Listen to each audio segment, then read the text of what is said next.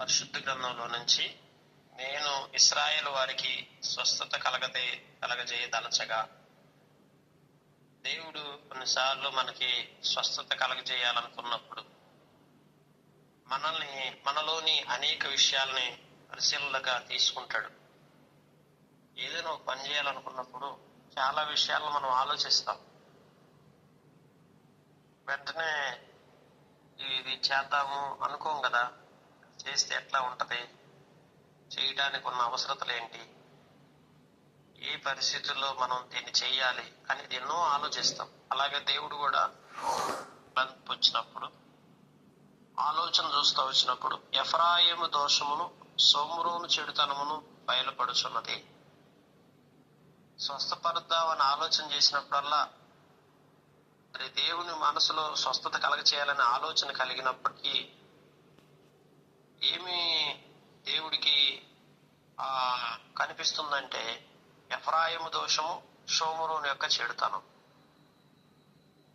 కనుక దేవుడు మన జీవితంలో మేలు చేయటానికి, స్వస్థపరచడానికి, దీవించడానికి, ఆశీర్వదించడానికి ఏదైనా తలంపు వచ్చినప్పుడు, దేవుని హృదయంలో ఏదైనా తలంపు వచ్చినప్పుడు, అప్పుడు అది ప్రస్ఫుటముగా మన యొక్క స్థితి దేవుడికి కనిపిస్తుంది. మన యొక్క దోషాలు, మన చెడుతనం, అవిధేయత, మన పొరపాట్లు, మన పాపం అంతా దేవుని ఎదుట స్పష్టంగా తెలిసిపోతుంది. అక్కడ అందుకే ఇశ్రాయేలు వారికి స్వస్థత కలగజేద్దామంటే ఇదంతా కనపడినప్పుడు జనులు మోసం అభ్యాసం చేస్తున్నారంట. మోసాన్ని అభ్యాసం చేయటం నేర్చుకున్నారు. ఈరోజు మనం ఏమి అభ్యసించాలి? వాస్తవికంగా నిన్నటి దినం కూడా మనం చూస్తూ వచ్చాం. దేవుని వాక్యాన్ని అభ్యసించాలి.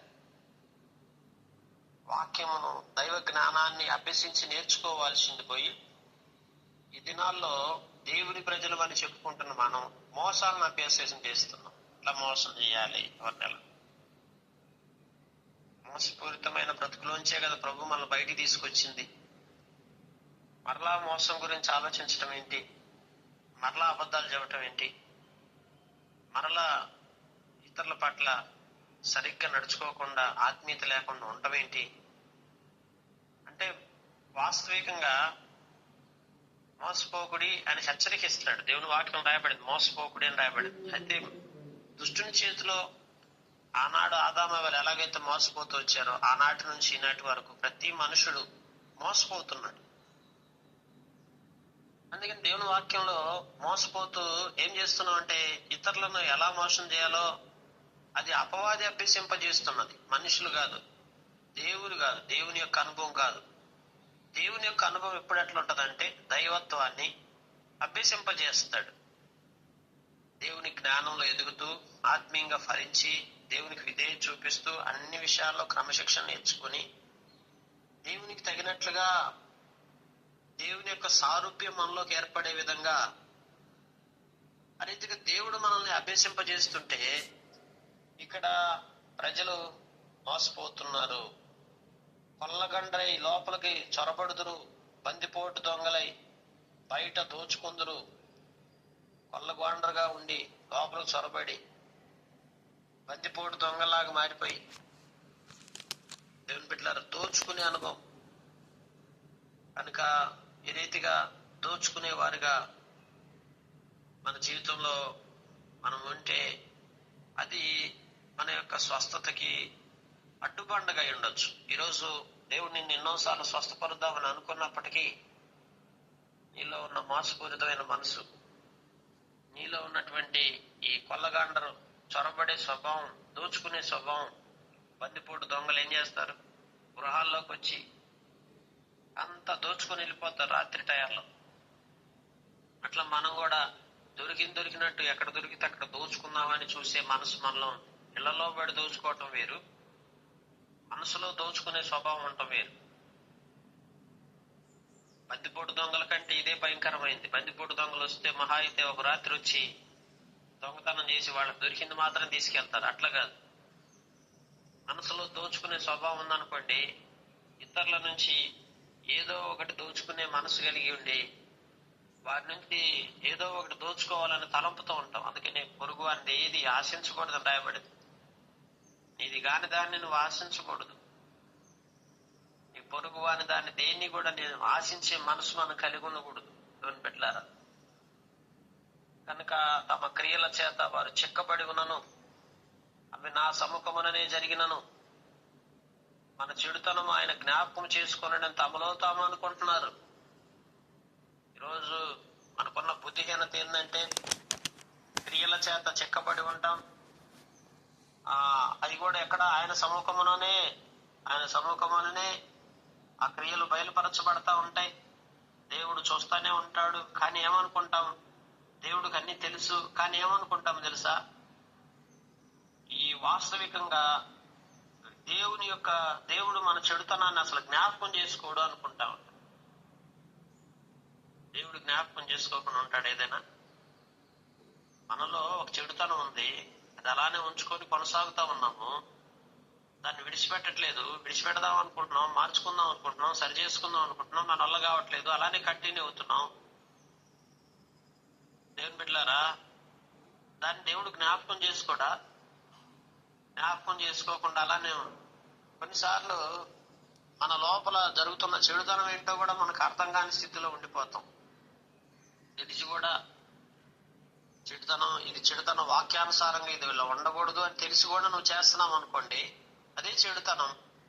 ఆ చెడుతనాన్ని దేవుడు జ్ఞాపకం చేసుకోడా? నిన్ను దీవించాలనుకున్నప్పుడు నీ కుటుంబాన్ని దీవించాలి, నీ బిడ్డలను దీవించాలి, నీకు మంచి ఆరోగ్యం ఇవ్వాలి, నీకు స్వస్థతనివ్వాలి అని దేవుడు తలంచుకున్న ప్రతిసారి ఖచ్చితంగా నీ లోపల ఉన్నటువంటి ఆ చెడుతనాన్ని దేవుడు జ్ఞాపకం చేసుకోనకుండా ఉంటాడా?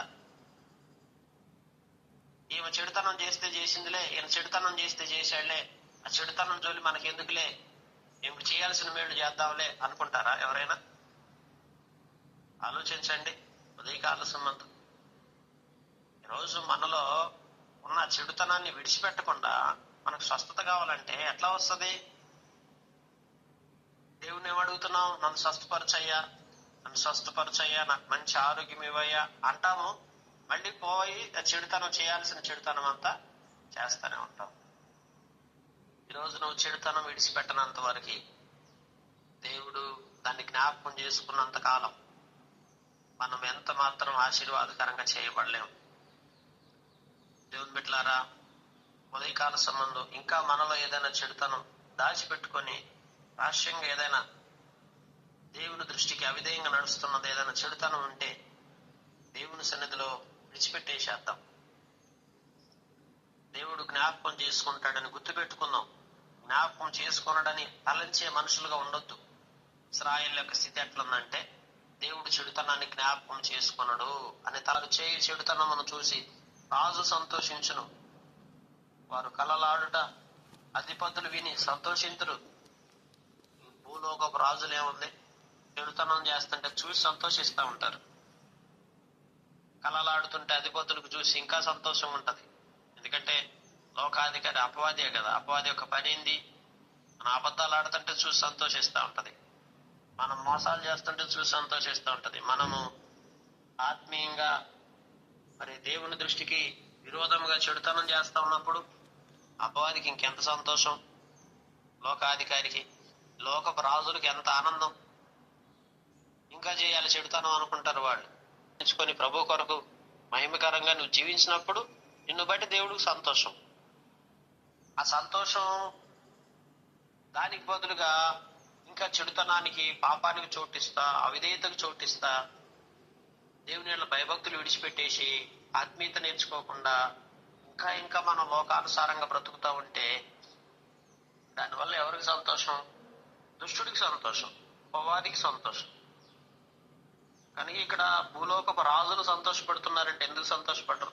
తర్వాత ముద్దంతా పొంగు వరకు పొయ్యిని అధికముగా వేడి చేసి ఓరకుండానట్లు వారందరూ మానని కామాతురత గలవారై ఉన్నారు. రొట్టెలు కాల్చేవాడు ముద్ద పిసుకుతాడు, పిసికిన తర్వాత ముద్దంతా పొంగేంత వరకు పొయ్యిని ఏం చేస్తాడు? అధికంగా వేడి పెడతాడు. అట్లా వేడి పెట్టినట్లంట మనుషులు ఏం చేస్తున్నారు? మానని కామాతురత. వీళ్ళు ఏముంది? ఆ కామాతురత పోలేదు, ఇంకా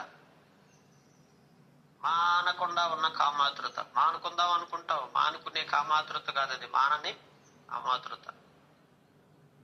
వీళ్ళరా కామాతురత మానవుడిలో చచ్చిపోయి అంతవరకు మానని కామాతర రొట్టెలు గాని పొంగిచ్చి వేడి పెట్టినట్టుగా, వేడి మంటకి ఆ రొట్టెలు పొంగుతున్నట్లుగా అట్లా కామాతురత కలిగిన జనాంగంగా మనం బ్రతికితే దేవుడు ఎలాగూ మనల్ని ఇదంతా చూసి ఎలాగూ మనల్ని ఆశీర్వాదకరంగా చేస్తాడు. ఇవన్నీ ఇలానే ఉంచుకొని ఈ కామాతురతను ఇలాగే ఉంచి, దేవుని బిడ్డలారా, మోసపూరితమైన మనసును అలాగే ఉంచి చెడుతనాన్ని అలాగే కొనసాగిస్తూ నీవు ఇవన్నీ చేస్తానే, ఇవన్నీ కొనసాగిస్తానే పైగా దేవుడిని ఏమంటున్నావు? నన్ను మంచిగా స్వస్థపరచయ్యా. దేవుడు స్వస్థపరచు యెహోవానే.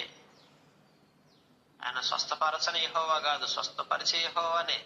కానీ మనుషులమైన మనమే ఆ స్వస్థతను అనుభవించడానికి తగిన జీవితం మనలో లేదు. ఉదయకాల సంబంధం కన్ఫ్యూస్ అవుదాం. చాలా మంది పశ్చాత్తాపంలోకి రావట్లేదు.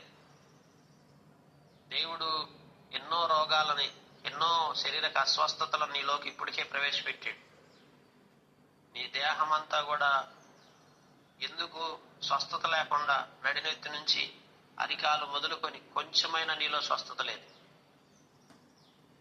రాయబడింది, పిండబడలేదు, గాయాలు కట్టబడలేదు, స్వస్థత కొంచెం కూడా లేదయ్యా. ఎందుకు నా దేహం అంతా ఎట్లా అయిపోయిందంటే, దేవుడు ఈ దేహంలోకి ఈ యొక్క అనారోగ్యాన్ని, అస్వస్థతను అనుమతించడానికి కారణం ఏంటంటే, నీలో ఉన్న ఆ కామాతురతను, అలాగా చెడుతనాన్ని విడిచిపెట్టడానికి దేవుడు అన్ని రకాలుగా మరి పరీక్షిస్తున్నాడు. నీలో ఆత్మీయత కొరకు ఎదురు చూస్తున్నాడు. ఎంతో కాలం నుంచి ఎదురు చూస్తున్నాడు. కానీ నీలో మాత్రం ఆ మార్పు కనిపించట్లేదు దేవుడికి. అందుకే మన రాజు దినమున అధిపతులు అతని ద్రాక్షారస బలము చేత మత్తిల్లి జబ్బుపడిరి. అధిపతులంతా ద్రాక్షారసం దాగి, మందు దాగి జబ్బు పడిపోయారు. రాజు తానే అపహాసకులకు చిలికాడాయను. అపహాస్యం చేసే వాళ్ళందరికీ రాజే చిలికాడు. అపహాస్యం చేసే వాళ్ళందరికీ మనమే చిలికాళ్ళం, మనమే స్నేహితులం. దేవుని బిడ్డలారా, అపహాస్యముగా అందుకని అపహాసకులు కూర్చున్న చోట కూర్చుండక ఉదయం లేచిన దగ్గర నుంచి ప్రార్థనా జీవితం, భక్తి జీవితంలో వాక్యంలో ఎలా ఎదుగుదామా అనేది మర్చిపోయి అపహాస్యాలు చేసుకుంటా కూర్చుంటే దేవుడు మెచ్చుకుంటాడా? దేవుని బిడ్డలు అపహాస్యాలు చేసుకోవడానికి దేవుడు ఏర్పరచుకుంది. దేవుని వాక్యంలో అందుకనే జబ్బు పడి ఉన్నారు. దేవుని వాక్యంలో ద్రాక్షారసం చేత మత్తిల్లిపోయి, ద్రాక్షారసానికి మద్యానికి బానిసలైపోయి పొయ్యిలో పడినట్టు వారు తమ హృదయములను మాటులోనికి తెచ్చుకొని ఉన్నారు. పొయ్యిలో పడినట్టుగా హృదయాలు ఏం చేస్తున్నారు? మాటలోకి తెచ్చి తమలో రొట్టెలు కాల్చువాడు రాత్రి అంతా నిద్రపోయినను ఉదయమున పొయ్యి బహుమంట మండి కాలుచున్నది. పొయ్యి కాలుచున్నట్లు వారందరూ బహుమంట నుండి తమ న్యాయాధిపతులను రింగివేయుదురు. రొట్టెలు కాల్చేవాడు రాత్రి అంతా పడుకున్న ఉదయం లేచి మళ్ళీ ఏం చేస్తాడు? కాల్చడం పొయ్యి ఆపుతాడా? ఎందుకంటే అది పొయ్యి పెట్టింది దేనికి? కాల్చడానికే కదా. రాత్రి పడుకున్నా మళ్ళీ లేచి ఉదయం ఆన్ చేస్తాడు. ఆన్ చేసి మళ్ళీ ఆ పొయ్యి మీద పెడతాడు కదా. రొట్టెలు పెట్టి మళ్ళీ ఆ పొయ్యి కాలుస్తూనే ఉంటాడు. అట్లానే మరి న్యాయాధిపతులు మింగివేయబడుతున్నారు. రాజులందరూ కూలిపోతున్నారు. వారిలో నన్ను స్మరించేవాడు ఒకడును లేడు. దేవుణ్ణి జ్ఞాపకం చేసుకునేవాడు, దేవుణ్ణి స్మరణకు తెచ్చుకునేవాడు ఒక్కడు కూడా లేడు. అందరూ పాపం చేసి దేవుడు అనుగ్రహించే మహిమను పొందలేకపోతున్నారు. అందరూ ఏకముగా పనికి మాలిన వారై త్రోవ తప్పిపోయి ఉన్నారు. రాయబడతా వచ్చి పనికి మాలిన వారమై త్రోవ తప్పిపోతూ ఆత్మీయతను విసర్జించి దైవత్వాన్ని పోగొట్టుకొని ఎక్కడ మనం బలహీనం అయిపోతున్నాము, ఏ అవిధేయత వలన, ఏ పాపం వల్ల, ఏ చెడుతనం వల్ల నీవు ఈరోజు దుఃఖిస్తున్నావో, రోధిస్తున్నావో, నీ రోదనకి, నీ బాధకి, నీ కష్టానికి వెనుకున్న అవిధేయతను ఒకసారి జ్ఞాపకం చేసుకొని, అయ్యా నా జీవితంలో నేను ఎట్లా బ్రతకాలో నేర్పించమని నువ్వు దేవుడిని అడిగితే దేవుడు నీకు సరైన విధానంలోకి నేను తీసుకొస్తాడు. ఇప్పటిదాకా నీలో ఏ కార్యాలు జరగవు, ఏ వేళ్ళు ఉండవు, ఏ స్వస్థతలు ఉండవు. దేవుని బిడ్డలారా, అట్టి రీతిగా ఉదయకాల సంబంధం కన్ఫ్యూస్ అవుదాం, పశ్చాత్తాపడదాం. ఇశ్రాయేలు వల్లే మా జీవితం ఉందయ్యా, మమ్మల్ని కూడా ఆత్మీయతలోకి తీసుకురామని దేవుణ్ణి ప్రార్థిద్దాం, అడుగుదాం. ఎఫ్రాయిం అన్ని జనులతో కలిసిపోయారు, ఎవరినూ త్రిప్పివేయని అప్పం వంటి వాడైపోయాడు. ఎఫ్రాయిం యొక్క పరిస్థితి ఏంది? ఒక అప్పాన్ని వేస్తే మళ్ళీ ఏం చేస్తాం? తిప్పుతాం. పెన్నం మీద ఒక అప్పం వేసినప్పుడు ఒకవైపు కాల్చిన తర్వాత మళ్ళీ తిరగేసి రెండో వైపు కాలిస్తే అప్పం బాగుంటుంది. కానీ ఎఫ్రాయిం పరిస్థితి ఏంది? పెన్నం మీద వేస్తే తిప్పటానికి ఎవరు లేడిక, అంటే తిప్పివేయని స్థితిలో ఉండిపోయాం. అంటే ఇప్పుడు ఏమవుతుందంటే, సహజంగా మన జీవితంలో కూడా మనం ఒక కోణమే, ఒక మార్గమే, ఒకే విధానమే, కానీ ఎప్పుడు ఒకటే అనుభవమే, కానీ మార్పు లేదు. నీలో మార్పు రానంత వరకు దేవుడు నిన్ను మార్చుకోమని చెప్తున్నాడు. అన్ని మార్చుకోవాలి. నువ్వు మార్చుకుంటే దీవెన, మార్చుకోకపోతే అలానే ఉండిపోతావు. ఎవడు తిప్పివేయని ఎఫ్రాయిం లాగా మన జీవితం ఉంటే, దేవుని బిడ్డలారా, మనల్ని దేవుడు ఎలా దీవించగలడు? అందుకే అన్నిలో అతను బలాన్ని మృంగివేసి, అది అతనికి తెలియకపోయాను. తన తల మీద నెరిసిన వెంట్రుకలు కనపడుచున్నవి, అది అతనికి తెలియదు. తల మీద వచ్చినాయి ఆల్రెడీ నెరిసిన వెంట్రుకలు, కానీ అతను తెలియలా. అతని బలం ఆల్రెడీ, సంసోను బలం ఆల్రెడీ పోయింది. ఎప్పుడు పోయింది?